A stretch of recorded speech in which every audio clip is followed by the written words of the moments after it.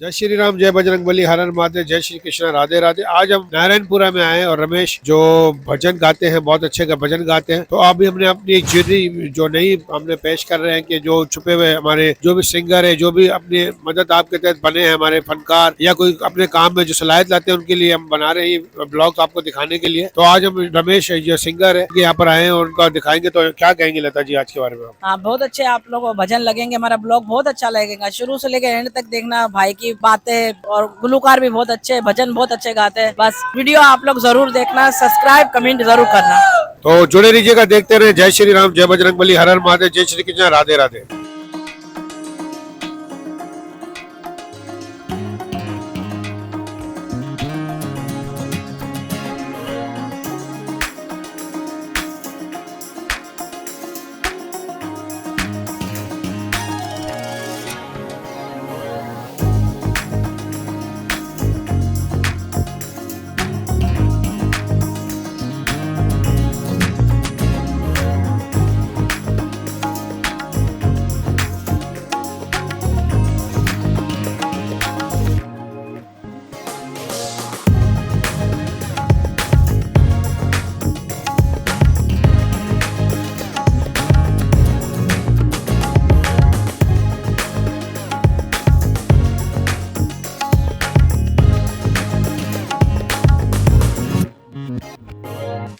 तो जय श्री राम, जय बजरंगबली, हर हर महादेव, जय श्री कृष्ण, राधे राधे। आज हम नारायणपुरा में आए हैं और हमारे साथ रमेश भाई हमारे साथ आज मौजूद है। रमेश बॉबी के नाम से भी मशहूर है ये। जहाँ जहाँ जगराता हो या माता की महिमा हो या कहीं भजन भाव हो, हर जगह ये मौजूद होते हैं। पूरे पाकिस्तान में इनकी पहचान अपनी है। आज हम आए हैं, इनको आपको एक टैलेंट है, ये हमारा सरमाया है हमारी कौम के लिए। तो आज हम इनको दिखाने के लिए आए हैं कि पाकिस्तान के ना सनातनी धर्म के बच्चे जो हैं वो हमारे किस किस कार्य से आजकल माता की महिमा करते हैं, गुणगान करते हैं। ये सब चीजें आपको दिखाने के लिए आज हम आए हैं अपने रमेश भाई के पास। तो इनसे पूछेंगे कि ये अपने इंट्रोड्यूस भी अपना कराएं। पहले सबसे पहले अपना तारुफ कराएंगे ये। जय माता की। लता रवि साहब हमारे यहाँ तशरीफ फरमाए। मैं इनका बहुत बहुत दिल से, दिल की गहराई से आपको बहुत बहुत धन्यवाद कहता हूँ कि आप हमारे यहाँ मेरे घर आए और आप हमारा इंटरव्यू ले रहे हैं। ये बड़ी अच्छी बात है कि आप फनकारों का इंटरव्यू भी लेते हैं। तो ऐसे जो सनातनी धर्म के बच्चे हैं, मैं इनको इंट्रोड्यूस कराना ये हमारा धर्म बनता है। तो हम अपने धर्म के कार्य से जुड़े हुए हैं। आप लोग की भी बहुत बहुत धन्यवाद जो आप लोग देखते हैं और इस हमारे प्रोग्राम को सराहते हैं। तो आज हम यहाँ मौजूद है। ये पहले स्टेज प्रोग्राम होते थे तो उनके अंदर ये शामिल होते थे।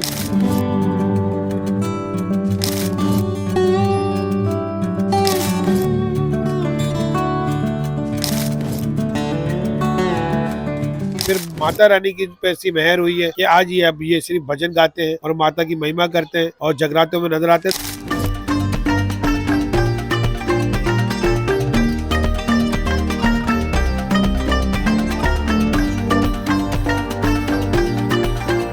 तो आज हम पूछेंगे रमेश भाई, बाकी आप अपने बारे में थोड़ा सा हमें बताएं और खुल के बताएं, बिंदास तरीके से बोले। देखिए, सबसे पहले तो मैं मेरे भाई किशन भाई, तुलसी भाई, छगन भाई, मेरे वालिद साहब गोविंद महाराज, मेरी माता का नाम नूरी बाई और मेरी बहन एक कड़वी थी। तो ये सब मेरे पापा जो है भजन और संगीतकार थे, तो उनको देख के हम लोगों ने, सब भाइयों ने फॉलो किया उनको और उनकी शाना पहचाना चलते रहे। तो पहले तो मैं सबसे पहले तो मैं फंक्शन में बहुत ज़्यादा जाता था। हमारे ज़माने के बहुत बड़े बड़े आर्टिस्ट हुआ करते थे, तो उसमें से नाम लूँगा तो बहुत सारे सिंगर जो अभी हाल ही में बहुत अच्छा गा रहे। तो मैं सबसे पहले फंक्शन में गाया करता था, मेरी फील्ड ही फंक्शन थी।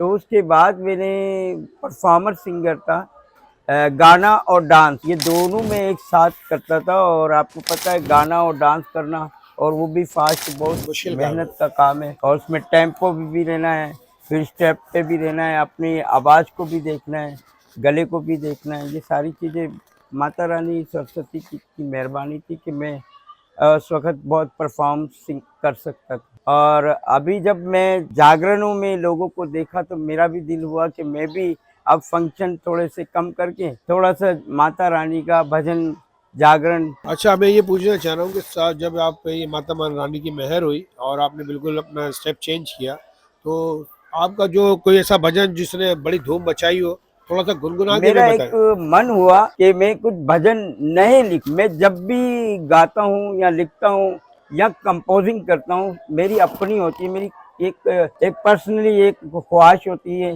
कि मैं जब भी गाऊं अपना गाऊं। अच्छा और एक बात अपना गाता हूँ, अपना लिखता हूँ। अच्छा एक बात मैं आपको बता दूं कि ये जो भजन जो गाते हैं ना वो अपना ही लिखा हुआ होता है, कंपोजिंग भी इनकी है, म्यूजिक भी इनका है, डायरेक्ट भी खुद करते हैं, ये सारी चीजें इनकी अपनी है। तो ये जो इनका भजन, ये हमें बताएंगे कि इनका भजन जो है सब सुपर हिट जो हुआ, जो लोगों ने बहुत पेजराई की इस भजन की, तो इनके मुंह से उसकी सुनेंगे भी और पूछेंगे भी कि इनके दिमाग में ये आइडिया कैसे आया। बहुत सुंदर शब्द है इस भजन के, आप भी सुनेंगे तो आपको बहुत मजा और आनंद आएगा। सबसे पहला मेरा जो वॉल्यूम था उसका नाम था ढोल नगारा। तो मैंने जब वो शायरी कंपोजिंग की, मैं अक्सर रोडों पे चलते फिरते मतलब इस लाइन पे लग गया कि मेरे को नया करना है। तो फिर मैंने सबसे पहला भजन जो लिखा वो ढोल नगारा, और माता रानी की भक्तों की इतनी मेहरबानी से कि वो भजन बहुत हिट हुआ। उसी के साथ मैंने 8 भजन और किए। तो उसका पहला जो भजन था मेरा वो था ढोल नगारा नगारा नगारा बजे माँ के द्वार में, ढोल नगारा नगारा नगारा बजे माँ के द्वार में, तेरी छवि प्यारी लगेगी प्यारी प्यारी, तेरी छवि प्यारी लगेगी प्यारी प्यारी, बार बार देखूं मोरा जिया जिया जिया जिया, ढोल नगारा नगारा नगारा बजे माँ के द्वार में। फिर इसमें एक लफ्ज है, ये छोटी छोटी बच्चियां माता का घर बगाती, हर घर पे जाके वो तो माता के गीत गाती, उनकी पुकार सुन के माँ चली आती। वाह जी वाह, वाह जी वाह। ये इस तरह भजन बहुत अच्छा लगा मुझे, और मैं लाइव भी सुनूंगी भाई का घर पे जाके। मुझे तो बहुत अच्छा लगा, माता का भजन है, आप लोग को भी बहुत अच्छा लगेगा, और ये ब्लॉग भी आप लोग को बहुत अच्छा लगेगा। बताएं रमेश भाई, आगे का बताएं, फिर आगे किस तरीके से आप। इसके अलावा फिर मैंने बहुत सारे भजन किए, रंग भरो फूल थाली आईवा माता काली, चलो भक्तो हिंगलाज जाइए, चुंदरी लाया मैं कंगन लाया मैं, मेहंदी लाया मेरी मातू। हाँ हाँ, वो चलो भगतो हिंगलाज जाइए, चलो भगतो हिंगलाज जाइए, मैया रानी मेरी करेगी, चलो भगतो हिंगलाज जाइए, पहाड़ा दी चोटी उते डेरा बनाया है, सारे हिंगलाज विच मादाई पेराए, जय मैया दी जय मैया दी। फिर इसमें मैंने लिखा है, ममता दा मेला मादा लगदा जरूर है, मां दी अखा विच बड़ा ही नूर, जाके मैया नू दुखड़ा सुनाइए, जाके मैया नू दुखड़ा सुनाइए, लाटा वाली मेरी करेगी। तो इतनी सुंदर आवाज का भी बहुत जादू है, और जो लिखा है इन्होंने, शायरी जो की है वो भी बहुत सुंदर है। और रमेश भाई आपके, इसमें मैंने गुजराती भी बहुत सारे गाए। अच्छा एक आधा गुजराती भी कोई गुनगुनाए। ए झूम नाच गाओ खुशियों मनाओ, आवी नवरात दी रात, झूम नाच गाओ खुशियों मनाओ, आवी नवरात्रि दी रात, खमकारा करीने आवी नवरात्रि, खमकारा करीने आवी नवरात्रि, जे अंबाजी रमे से रास, झंझनान झांझरी जुवागे, डम डमा डम ढोल रे वागे, डांडिया नी ताल मारे भगतो नाचे नाचे। तो आप देखा कि ये इतनी अति सुंदर कंपोजिंग वगैरह, म्यूजिक्स वगैरह सभी कुछ साथ करते हैं। और दूसरा इनसे हम पूछना चाहेंगे कि इनका गुजर बसर कैसे है, क्या जॉब करते हैं, या जो माता के जागरण में जाते हैं इनको कुछ वहाँ पर लोग पेजराई करते हैं, इनके जो इतनी मेहनत करते हैं इस पर कुछ इनको दिया जाता है, या ये सिर्फ जाके जागरण में गाते हैं और आते हैं? जरा सा यही बताइएगा अपने हिसाब से कि घर का गुजारा कैसे चलाते फिर आप। देखिए सर, मैं मेरे माता पिता की दुआ से मैं शुरू से एक मेहनत कश रहा हूँ, और अपने माँ बाप का कभी मन नहीं दुखाया। तो सुबह उठ के जॉब पे जाते तो मैं गवर्नमेंट मुलाजिम था। अभी माता का देहांत हो गया था, फालिश हो गया था, वालिद भी बीमार हो गए थे, तो मेरा जो फंक्शन का रुझून था वो बहुत ज़्यादा हाई लेवल का था। मैं बहुत कम रहता था घरों, तो हर रात को मैं प्रोग्राम में निकल जाता था। तो फिर मैंने ये थोड़ा सा देखा कि वालिदा की तबीयत खराब है, तो फिर मैंने फंक्शन छोड़ दिया, बहुत कम कर दिया। फिर वालिद की बीमार हो गए, उसमें मैंने फिर थोड़ा सा घर के पोजीशन पे आकर मैंने फिर भी हिम्मत नहीं हारी और जॉब भी करता रहा। अब मैं रिटायर हो गया हूँ, तो ये है कि माता रानी का शुक्र है कि दरगुजर हो जाता तो है। ये प्रोग्राम करते हैं इसमें आपको कोई जैसे फंक्शन लाइन में थे जब कितना आपको कितना पेमेंट मिल जाती थी एक प्रोग्राम की? हाँ, पहले तो हमारे को उस जमाने में एक एक की नोटें थी, तो उसमें 500 भी मिल जाते तो हमारे लिए बहुत सवा लाख। अच्छा, ये कौन से सन की बात कर रहे हैं ये बहुत पुरानी बात है, जब 1990 एक की एक बात कर रुपए की नोटें थी। 90 की, तकरीबन 90-84। अच्छा, अब जो है आप जैसे जागरण पे जाते हैं, यहाँ पर आपको क्या सेवा होती है? यहाँ पर मतलब अब जागरण में तो मैं जब जाता हूँ तो लोग कहते हैं कि भाई आपको हम सेवा दे देंगे, तो फिर मैं ज़्यादा उनसे बोलता नहीं हूँ क्योंकि अच्छा नहीं लगता है। तो वो खुशी से अपने जो भी देते हैं दे देता हूँ और कहीं कहीं पेमेंट पे जाता हूँ। अच्छा, मुझे ये बताइए कोई ऐसी बात जो आपके मन को बहुत ज्यादा दुखी हुई कि आप गए और आपको बहुत किसी ने इस तरीके से इग्नोर किया हो, जहाँ आपका बहुत दुख हुआ, वो एक बात बताएं कोई ऐसी। तो ऐसा है कि सर यहाँ पर बात यही होती है कि बहुत सारे लोग जो है अपने अपने लोगों को, अपने दोस्तों को, रिश्तेदारों को फॉलो ज़्यादा करते हैं। तो उसमें बहुत सारे प्रोग्राम में मैं जाता हूँ ना, तो मुझे बुलाते हैं, गवाते भी हैं। बहुत जगहों पे ऐसा होता है कि वो अपने अपने जो लोग होते हैं उन्हीं को गवाते हैं, तो फिर बाद में मुझे कहते हैं आप कहाँ थे यार, आपको तो हम ढूंढ रहे थे। मैंने कहा मैं वहीं था, लेकिन ये वो फिर ऐसे। ये बिल्कुल सच बात कर रहे हैं कि हम जब भी गए इनको प्रोग्राम में देखते हैं, सबसे पहले भैया पहुंचे हुए होते हैं, मगर इनका नंबर नहीं आ रहा होता, हमें भी दुख हो रहा था। और ये बिल्कुल सामने ही होते हैं नजर के, मगर इनको जो है लोग वो पहचानते नहीं है या पता नहीं क्या इग्नोर करते हैं। अपने अपने जो आर्टिस्ट होते हैं उनको वाकई आगे लेके आते हैं। ऐसा नहीं होना चाहिए, जो आया पहले उसको पहले ही गवाना चाहिए, क्योंकि ये सनातन धर्म का कार्य है। एक माता का जगराता चल रहा है और आप माता के जगराते में ही अगर आप इस तरीके से कार्य करते तो ये संपूर्ण कार्य नहीं होता। किसी का दिल नहीं दुखना चाहिए और भक्तों का तो बिल्कुल ही दिल दुखाना चाहिए, क्योंकि आप जगराता कराते किसके लिए? माँ की महिमा के लिए। और अगर ऐसे भक्तों का अगर आप दिल दुखाएंगे तो फिर क्या हो? माँ की महिमा तो नहीं कर रहे ना आप, तो फिर ये दिखावे पे आ जाती है बात। क्या कहते हैं आप, ये सही है? सर ऐसा है कि मैं राइट तौर पे आपको एक वाजी तौर पे बता दूं कि कहीं कहीं मेरे अपने एक जुनून होता है कि मैं गाऊं, लेकिन वो जितने भी लोग हैं वो मुझे अच्छी तरह बाखूबी जानते हैं कि ये जागरण का फनकार भी है और फंक्शन का भी है। तो माता रानी की इतनी कृपा से कि जितने भी प्रोग्राम होते हैं, फंक्शन में होता है, गवाते तो हैं, लेकिन कुछ लोग जो हैं वो अपने अपने लोगों को जो है ज़्यादा पजीराई देते हैं, तो मैं वहाँ से चला जाता हूँ, मैं रुकता नहीं। अच्छा, कोई एक अच्छी बात बताएं जो आपको बहुत जीवन में आज तक याद रही हो, बहुत अच्छी, कोई आपके साथ कोई भी ऐसा वाकया हो जो आपको आज तक याद है बहुत अच्छे तरीके से, कोई ऐसा वाकया जो वो भी थोड़ा सा आज हमारे साथ शेयर करें अपना। देखिए सर, सबसे खुशी की बात तो ये थी कि मेरी जो धर्मपत्नी भागवत थी, वो मेरे पापा मम्मी ने बड़ी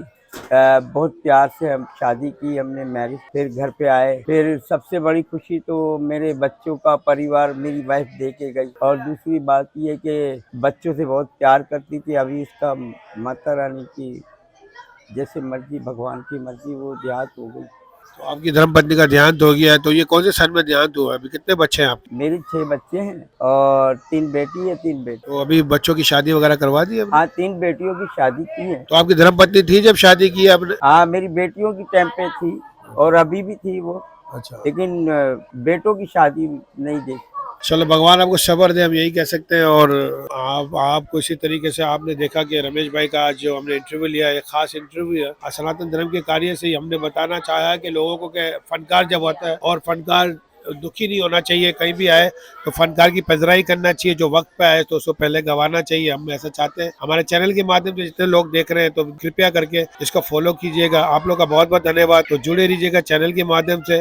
आगे हमारे साथ और दूसरी बात ये सर कि माता की इतनी मेहरबानी है कि मैंने आज तक किसी को ये नहीं कहा कि मुझे गवाओ, लेकिन मेरे दोस्त, मेरे भाई, मेरे जो मोहल्ले के लोग हैं, बाहर के लोग हैं, वो मेरे को जाने के साथ कहते कि रमेश भाई गोविंदा आ गया, रमेश भाई बॉबी आ गया तो औरतें, आदमी, बहनें, भाई सारे तालियां पहले से बजाना शुरू कर देते हैं। कहीं कहीं ऐसा होता है, कुछ लोग ऐसे होते हैं कि आपको पता हर तरह के लोग तो ये बहुत पसंदीदा गुलकार हैं, आपने इनके मुख से सुना है कि वो लोग जो है जैसे इनको देखते हैं तो गोविंदा इसलिए कहते हैं कि फंक्शन लाइन में गोविंदा थे, और अब जो है ये रमेश भाई है, और ढोल मेरे नगारा इनका बहुत अपने मशहूर गीत है।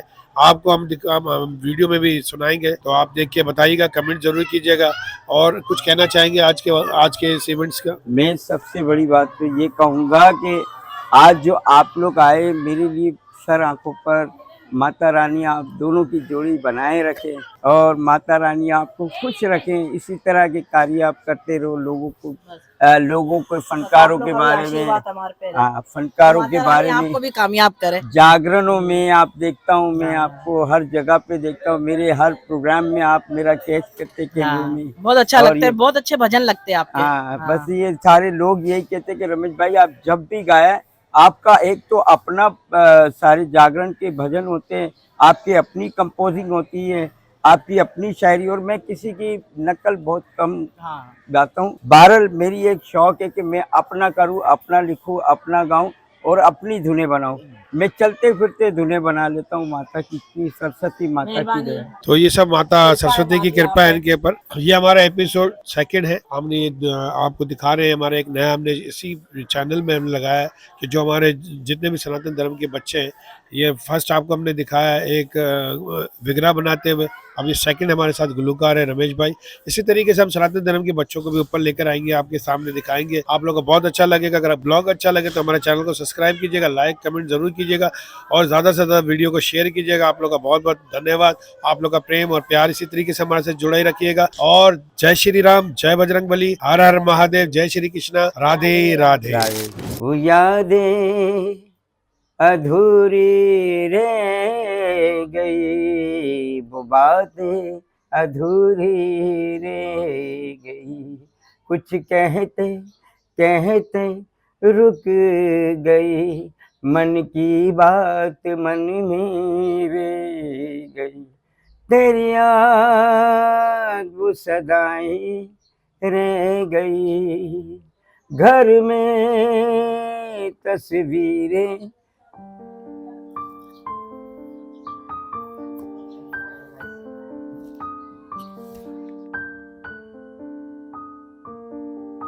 जय माता की। मेरा नाम रमेश गोविंद। मेरी जो जिंदगी, मेरी लाइफ, भागवंती इनका नाम था। ये बस ना कभी जिंदगी में बीमार हुई है इतनी, ना कभी कोई बुखार आया इसको इतना, लेकिन हल्का फुल्का कभी कभी बुखार आ जाता था, कोई मसला नहीं। लेकिन एक दिन एक समय एक ऐसा आया कि अचानक इनकी तबीयत थोड़ी सी खराब हो गई, तो डॉक्टर के पास भी ले गए, घर लेकर आए, तो भी मुझे सोफे पे मैं बैठा उसके साथ। मैंने कहा आप कैसी तबीयत है? बोले ठीक है, मेरी तबीयत तो ठीक है, लेकिन आप जो है मेरे पास बैठे तो मुझे घर के बारे में बता रही थी कि बच्चों के मामेरे करने हैं, ये करना है। तो मैंने कहा यार भाई तू नाश्ता तो कर ले।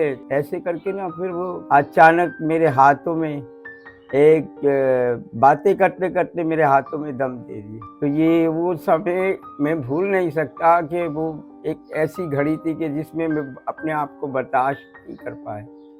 आज और इनकी एक खूबी ये थी कि ये हमारे परिवार में से किसी की शादी होती थी तो वो कहती थी कि मेरे घर पे शादी यहाँ पे रखो। तो इसी तरह से शादियाँ बियाँ मेरी घरवाली मेरी बहुओं से, हमारे रिश्तेदारों से बहुत प्यार करती थी। और इनका जब देहांत हुआ था कि बहुत सारी लोग, पूरा मोहल्ला भर गया था। इतनी इनकी एक अच्छी बात ये थी कि हर वक्त ये पूजा पाठ, भगवान का नाम, हरे कृष्णा महामंत्र वगैरह करती रहती थी, पूजा वगैरह करती थी। जब देखो तो गीता पाठ करवाती रहती थी। तो ये जो पब्लिक आई थी वो ये भगवान ने हमारे लिए कुछ किया था।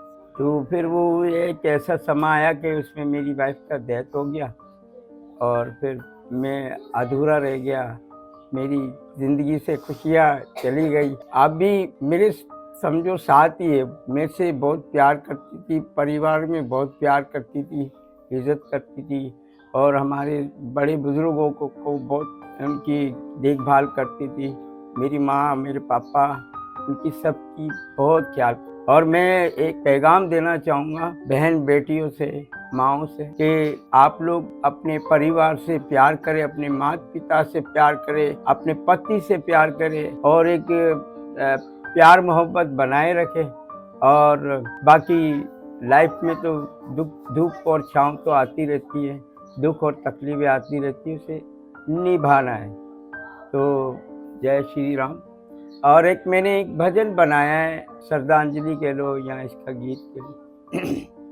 वो यादें अधूरी रह गई, वो बातें अधूरी रह गई, कुछ कहते कहते रुक गई, मन की बात मन में रह गई, तेरी याद वो सदाएं रह गई, घर में तस्वीरें